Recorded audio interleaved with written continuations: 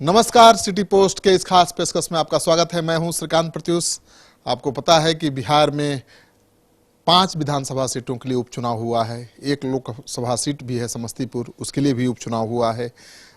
इन सीटों पर कोई जीते कोई हारे, उससे किसी की सरकार न तो बनेगी और ना ही बिगड़ेगी, लेकिन गठबंधन की सेहत पर बहुत खास असर पड़ेगा।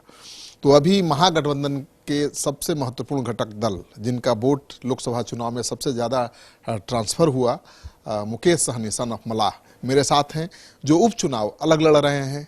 महागठबंधन में तो हैं, लेकिन अलग चुनाव लड़ रहे हैं। तेजस्वी यादव की चुनौती बने हुए हैं। जीतन राम मांझी और मुकेश सहनी लगातार अपने उम्मीदवार के प्रचार में डटे रहे। इनका जितना मतलब तेजस्वी यादव का हारना तय है।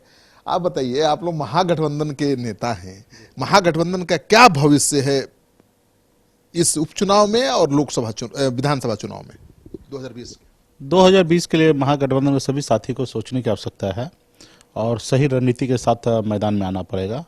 और अभी जो उपचुनाव है तो निश्चित तौर पे जो हुआ वो महागठबंधन के सेहत के लिए अच्छा नहीं हुआ। सब सहयोगी अपने अपने मर्जी से काम किए हैं और ख़ास करके आरजेडी की तरफ से कुछ ज़्यादा ज़रूरी से ज़्यादा उनका स्टैंड ले लेना, चारों जगह कैंडिडेट उतार देना, ये कहीं ना कहीं गलत हुआ है। हम लोगों ने 2020 में उनके नेतृत्व में हमने चुनाव लड़ा और उसका परिणाम क्या आया आप देख ही लिए हैं। तो हम नहीं चाहेंगे कि 2020 में भी ऐसा परिणाम हो। मैं चाहूँगा कि सब मिलकर डिसीजन लें और काफ़ी अनुभवी लोग हैं हम लोग सब, जितने भी सहयोगी दल में हैं, कांग्रेस पार्टी, नेशनल पार्टी रहे हैं, उनका काफ़ी अपना एक अनुभव है। मांझी जी के पास एक अपना अनुभव है, बहुत सालों से राजनीति में है। उपेंद्र कुशवाहा जी का एक अपना अनुभव है, हम लोगों का एक अपना अनुभव है। बिहार से लेकर मुंबई तक अपनी ज़िंदगी को बनाने के लिए बहुत संघर्ष मैंने किया। तो सबका अनुभव शेयर होते हुए एक बढ़िया कोऑर्डिनेशन करके एक आगे का राजनीति होना चाहिए। आपकी बातों से ये इशारा साफ मिल रहा है कि तेजस्वी यादव के नेतृत्व में लोकसभा चुनाव लड़े, नतीजा क्या हुआ आपने कहा, यानी बहुत खराब हुआ। तो अब किसके नेतृत्व में चुनाव लड़ेगा महागठबंधन? अभी देखिए, एक कोऑर्डिनेशन कमेटी बने।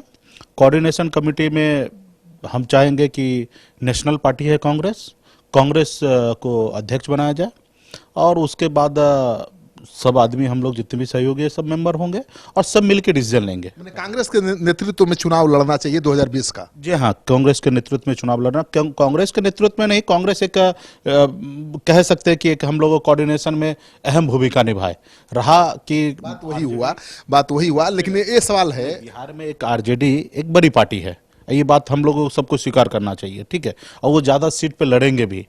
लेकिन मैं चाहता हूं कि जो भी डिसीजन हो सर्वसम्मति से हो। ठीक है, सीट की बात मैं नहीं कर रहा हूँ, नेतृत्व की बात हो रही है। नेतृत्व कौन दे सकता है बेहतर? तेजस्वी यादव दे सकते हैं, मांझी दे सकते हैं, उपेंद्र कुशवाहा दे सकते हैं, या सन ऑफ मलाह दे सकते हैं, या कांग्रेस दे सकती है? नहीं, नेतृत्व तो सब आदमी में अपना क्षमता है, अपने काम करने का तरीका है, ठीक है। महागठबंधन का नेतृत्व, महागठबंधन का नेतृत्व कोई एक आदमी के सिरे नहीं होगा। एक कोऑर्डिनेशन कमेटी होगा, बाकी लोग मेंबर होंगे, एक अध्यक्ष होंगे, सबसे राय विचार लेके महागठबंधन आगे आने वाले समय में चलेगा। किसी एक व्यक्ति के इशारा पे महागठबंधन अभी नहीं चलेगा। अभी जो उपचुनाव हुए हैं 5 सीटों के लिए, 4 सीटों पर आरजेडी लड़ रही है। आरजेडी के खिलाफ आपने भी उम्मीदवार उतारा है, मांझी ने भी उतारा है। वहां पर अगर तेजस्वी की हार होती है तो इसके लिए जिम्मेवार कौन होंगे? मांझी या सन ऑफ मलाह या तेजस्वी यादव? नहीं, तेजस्वी जी होंगे, आरजेडी होगा और वो आरजेडी में जो भी डिसीजन ले रहेंगे वो जवाबदेही होंगे। और क्योंकि 4 सीट है तो आपका अकेला अधिकार तो नहीं बनता कि चारों पे आप लड़ लेंगे। और लड़ना भी है तो आप पहले इन्फॉर्म करेंगे अपने सहयोगी दल को, कॉन्फ्रेंस में लेंगे कि भाई हम लड़ना चाहते हैं, तो हम लोग एक सीट छोड़ देते। लेकिन जब बात हो गया कि सब आदमी को लड़ना है, उसके बाद आप अपनी मर्जी से काम कर दिए, 4 कैंडिडेट को उतार दिए, तो कहीं ना कहीं गलत किए। हमने तो 4 जगह नहीं उतारा, हमने एक ही जगह उतारा जो मेरा अधिकार बनता था। मांझी जी भी एक ही जगह लड़े। हाँ, अगर हम लोग 4 जगह 5 जगह उतार देते तो कहीं ना कहीं हम गठबंधन से बाहर जाके डिसीजन लेते। लेकिन हमने गठबंधन के दायरा में रहकर डिसीजन लिया कि हमने एक ही सीट पे लड़ा। मांझी जी भी एक ही सीट पे लड़ा। गलती किसने किया? कांग्रेस भी गलती नहीं किया। कांग्रेस का जो अधिकार है 2 सीट वही लड़े। उपेंद्र जी यहाँ पे साइलेंट हो गए कि चलो ठीक है अभी छोड़ देते हैं। रहा कि आरजेडी 4 जगह लड़ गए। उपेंद्र कुशवाहा साइलेंट हो गए, आप लोग क्यों साइलेंट नहीं हुए? कैसे साइलेंट हो सकते हैं? कैसे मैं कोई गलत हो रहा उसको मैं देखते रह जाऊंगा? आप लोगों को डर था कि 2020 के विधानसभा चुनाव में अगर आप नहीं लड़ेंगे उपचुनाव तो आप पर ज्यादा दबाव बनाएंगे तेजस्वी यादव? निश्चित तौर पे अपने उंगली पे घुमाने का कोशिश करेंगे, और हम लोग किसी को उंगली पे या किसी के इशारे पे घूमने वाले में नहीं है। हमारे पास अपनी ताकत है। आप हमारे चुनाव में क्या साबित कर देंगे आप? आप देख लीजिएगा, अभी से तकरीबन 2 बज रहा है, आपको 18 घंटे के अंदर में निर्णय आना चालू हो जाएगा कि हमारे पास क्या ताकत है। कुछ लोग आप देखते रहेंगे कि आरजेडी के बड़े बड़े सीनियर नेता छोटा दुकान, छोटा पार्टी, ये कह कह करके मतलब कहीं ना कहीं हम लोगों को टोल कर रहा था। रघुवंश बाबू खुद कह रहे हैं, बड़े नेता हैं, कि छोटी पार्टियों को मर्ज कर जाना चाहिए।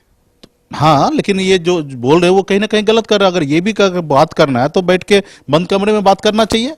टीवी मीडिया में आके आप इस तरीके का भाषा का प्रयोग कीजिएगा तो वो तो सही नहीं है। मर्जर के लिए तैयार हैं आप? बैठे एक बंद कमरे में बैठे और डिसीजन लेंगे हम लोग सब मिलके। नहीं, मर्जर के लिए तैयार होंगे मेंटली तब ना बैठेंगे। तैयार है, मर्जर के लिए तैयार है। आरजेडी में मर्जर के लिए तैयार? आरजेडी में नहीं, वो बैठेंगे तब डिसाइड होगा कि किस में कौन मर्जर होगा। मर्जर कांग्रेस में होना चाहिए या आरजेडी में होना चाहिए? सभी पार्टियों का, छोटी पार्टियों का, ये बताइए। एक लॉटरी लगा देते जिसमें अगर सबका भाग्य होगा, जिस पार्टी में जो मर्जर होगा उसमें मर्जर कर देते, लॉटरी के जरिए कर देते, हम क्लियर है। अरे नेता लोगों को तो डिसीजन लेना चाहिए तर्क के आधार पर कि लॉटरी खेलेंगे आप। क्यों नहीं खेल सकते? कोई एक दूसरे को तो मानने वाला है नहीं। सच्चाई तो यह है कि ना आरजेडी में वीआईपी जाने के लिए तैयार है, ना वीआईपी में आरजेडी आने के लिए तैयार है। अगर उनकी इच्छा है कि मर्जर होना चाहिए तो इसका यही अच्छा है कि उससे तो किसी का घाटा नफा तो होना नहीं है जनता को। रहा कि 5 पार्टी आपस में डिसाइड करेंगे, और ठीक है कांग्रेस के नेतृत्व में नेशनल पार्टी है, कांग्रेस में मर्जर कर ले सब पार्टी। एक तरफ बीजेपी भी कोशिश कर रही है कि जितनी छोटी पार्टियां हैं उसको मर्जर करा ले वो। आपको भी न्योता आया होगा, मांझी जी को भी आया है, तो आपको नहीं लगता कि कांग्रेस में मर्जर बाकी विपक्ष की छोटी पार्टियों को होना चाहिए? नहीं, देखिए सब अपना अपना पार्टी, क्षत्रिय पार्टी का एक अपना वजूद है, उनके पास एक अपना वोट बैंक है और सब अपनी पार्टी को आगे करना चाहता है। देश में यही खूबसूरती है, किसी एक आदमी का नहीं चलेगा। ठीक है, कई तरह देश है, कई भाषा है, कई पार्टियां है, कई पार्टियों का अपने अपने विचारधारा है। कभी हम साथ रहते हैं तो कभी हम लड़ते हैं, झगड़ते हैं, तो यही हमारे देश का खूबसूरती है। तो पार्टी कोई भी किसी के साथ मर्जर नहीं होगा। हाँ, जिस पार्टी के पास वजूद नहीं है वो पार्टी किसी के साथ भी मर्जर हो सकता है, बट जिस पार्टी के पास वजूद है वो पार्टी भला किसी के पास मर्जर कैसे हो सकता है? तो आज मैं कल साबित कर दूंगा कि मेरे पास क्या वजूद है मेरी पार्टी का। विधानसभा चुनाव में कितनी सीटों पर आपकी पार्टी लड़ेगी? वो समय आएगा तो भी टाइम है, लेकिन सब आदमी मिलकर डिसीजन लेंगे। तैयारी तो होगी ना आपकी? इतना सीटों पर आप 345 सीट पर तो लड़ नहीं सकते, कितना सीटों पर लड़ेंगे?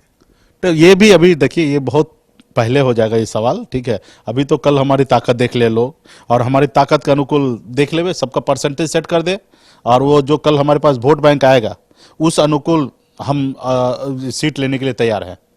अगर मेरे पास अगर 10 सीट के हिसाब से अगर मेरे पास वोट आता है तो 10 ही सीट लेते हैं, और हमें अगर दिखता है कि हाँ हम आरजेडी जैसे ताकत हमारे पास भी है तो उस तरीके से सोचना पड़ेगा लोगों को। तो आपने सुन लिया कि उपचुनाव का क्या महत्व है।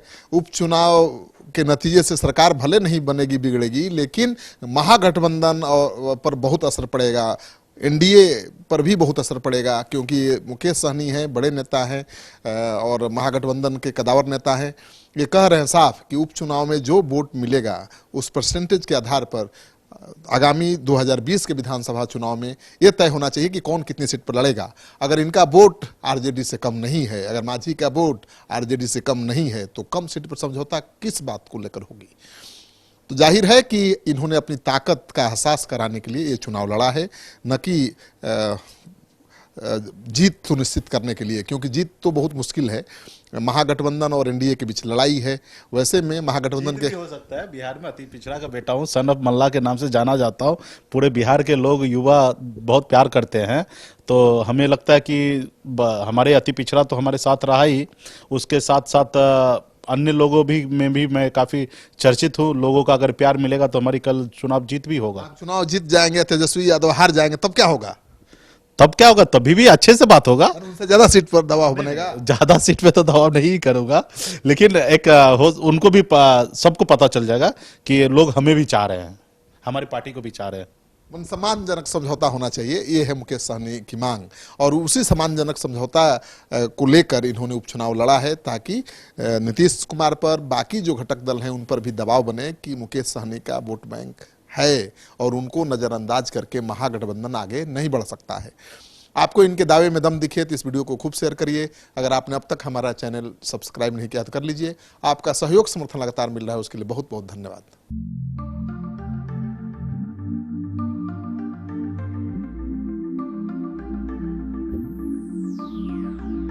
चलो चलते हैं। पर कहाँ? एक सरप्राइज है आपके लिए, थोड़ा सा वेट करो बट चलो। Oh really? Yes. I like surprises, but make sure कि सरप्राइज अच्छा होना चाहिए। डोंट वरी डियर, ये बेस्ट सरप्राइज होगा अभी तक पापा का। मुझे भी सरप्राइज चाहिए। हाँ बेटा, ये सरप्राइज आपके लिए भी है, चलो।